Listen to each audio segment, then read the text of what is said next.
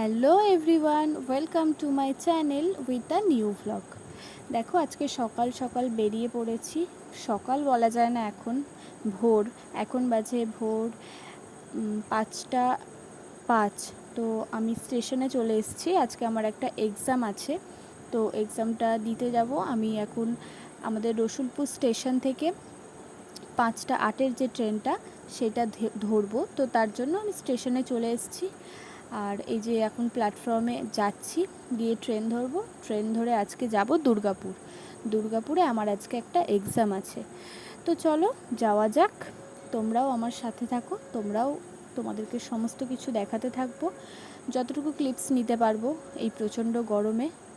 আর এ দেখো ট্রেন এসে গেছে, ট্রেনে এখন চেপে পড়েছি। ট্রেনে করে যাচ্ছি এখন বর্ধমান থেকে আবার এক্সপ্রেস ধরবো, এক্সপ্রেসে করে যাব দুর্গাপুর।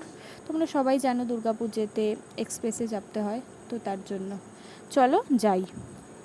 আর এই যে মা, আর এই যে বাবা মায়ের সাথে যাচ্ছি। বাবার খুব অনেক সকালে উঠতে হয়েছে, তার জন্য ঘুম হয়নি রাতে। তো যাই চলো।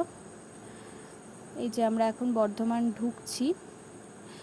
তো এবার এখান থেকে 6:30টায় এক্সপ্রেস আছে, হাটিয়া মেমো এক্সপ্রেস। তো সেটাতেই এখন চাপবো। ট্রেন থেকে নেমে একটু ওয়েট করতে হবে 30 মিনিট মতো। তো তারপর চাপবো আমরা এক্সপ্রেসে। তো চলো যাই।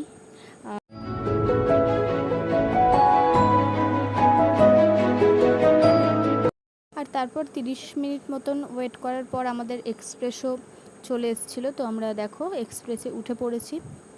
এখন এক্সপ্রেসে করে যাব আমরা দুর্গাপুর। আর এই যে আমি এখন দরজার সামনে একটু দাঁড়িয়েছিলাম, জানলার সামনে।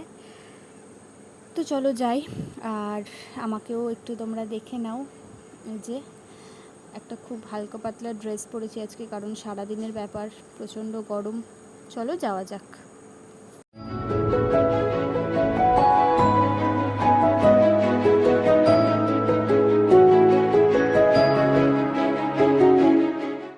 মোটামুটি 1.5 ঘন্টা জার্নি করার পর তারপর আমরা নেমে পড়েছি দুর্গাপুর স্টেশনে। আর এটা হলো দুর্গাপুর স্টেশন, তোমরা সবাই দেখতেই পাচ্ছ।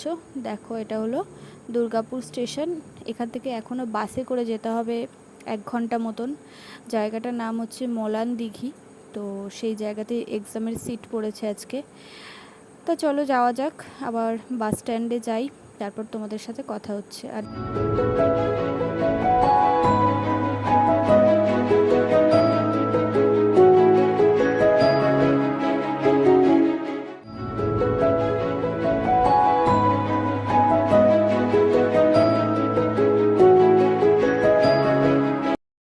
আমরা বাসে উঠে পড়েছি।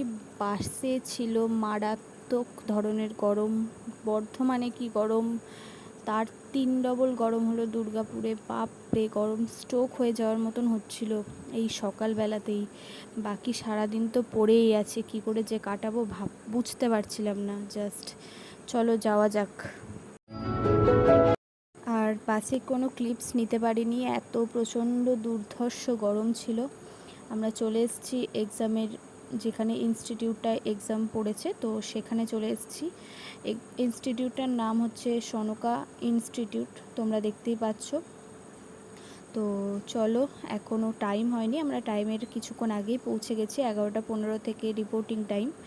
চলো এখন সাইডে কোথাও গিয়ে বসি। আর তার অপোজিটে, ইনস্টিটিউটটার অপোজিটেই ছিল মায়ের মন্দির। বিশাল চত্বর জুড়ে মায়ের মন্দির। তো দেখতেই পাচ্ছ, আটচালা টাইপের করা আছে এখানে, বিশাল বড় একটা জায়গা। তো এখানেই আপাতত বসি। চলো, বসতে বসতে তারপর টাইম হয়েই গেছিলো। আমরা এখানে সনকা হসপিটাল ছিল, তো সেখানটা একবার ঘুরে দেখছিলাম কেমন জায়গাটা। প্রচণ্ড গরম ছিল, দুর্ধর্ষ গরম ছিল। দেখো ভীষণ, মানে বিশাল বড় একটা এরিয়া জুড়ে হসপিটালটা আর ইনস্টিটিউটটা তৈরি হয়েছে। ওই পাশেরটা হচ্ছে ইনস্টিটিউট। আর জলটায় দেখে মনে হচ্ছিল ঝাঁপ দিয়ে দিই পুকুরের মধ্যে, এতটাই কষ্ট হচ্ছিল শরীরের ভেতর। আর দেখো হসপিটালের ভেতরে কি সুন্দর গাছগুলো লাগানো, সুন্দরভাবে, কি সুন্দর দেখতে লাগছে। আর হসপিটালের ভেতরে আসা হয়েছিল মায়ের ভোগ, এখানে থেকে কুপন কেটে তারপর খেতে হয়। রোজই মায়ের ভোগ দেওয়া হয়, তো আমরা তবুও নিইনি, কুপনটা কাটিনি, কারণ যদি কোনোভাবে খিচুড়ি খাওয়ানো হয়, খিচুড়ি খেলে এই গরমে শরীর খারাপ হয়ে যেতে পারে, তার জন্য আমরা নিইনি কুপনটা। তো চলো, টাইম হয়ে গেছে পরীক্ষার হলে এবার ঢুকি গিয়ে। আর পরীক্ষা তো কমপ্লিট হয়ে আমরা আবার বাসে করে চলে এসেছি দুর্গাপুর স্টেশনে। তারপর তো পরীক্ষার হলের ভেতর তো কোনো আর কি ক্লিপস নেওয়া হয়নি, কারণ ফোন অ্যালাউ ছিল না। তো আমরা আবার দুর্গাপুর স্টেশনে চলে এসেছি। এখন বাজে বিকাল 5:30, 5:10 মতন বাজে। আর তারপর আমরা একটা এক্সপ্রেসও পেয়ে গেছি। প্রচুর লেট করেছিল এক্সপ্রেসটা, 5:45 নাগাদ ঢুকেছিল। আর দেখো কি মারাত্মক ধরনের এই গরম, আর তার মধ্যে মারাত্মক ধরনের ভিড়, কোনো সিট পাইনি বসার। গরমে তো স্ট্রোকের মতনই হয়ে গেছিলো, বাবার প্রচুর শরীর খারাপ হয়ে গেছিলো। তো চলো যাই, কি আর করবো, এরমভাবেই যেতে হবে 1 ঘন্টা এখন। চলো যাওয়া যাক। তো বর্ধমানে নেমে গেছি, আর সেখান থেকে 7:20 লোকাল ধরে চলে যাচ্ছি পাল্লা রোড থেকে টোটো করে চলে যাব রসুলপুর। চলো আজকের ব্লগটা এখানেই শেষ করছি। সবাই ভালো থেকো, সুস্থ থেকো, নিজেদের খেয়াল রেখো, আর দেখা হবে খুব শীঘ্রই পরের একটা ব্লগে। আর আমার ভিডিওটা যদি ভালো লেগে থাকে তাহলে একটা লাইক করে দিও। যারা আমার চ্যানেলে নতুন তারা আমার চ্যানেলটাকে সাবস্ক্রাইব করে দিও, কমেন্ট করে দিও, শেয়ার করে দিও। খুব শীঘ্রই দেখা হবে পরের একটা ব্লগে। ততক্ষণের জন্য টাটা।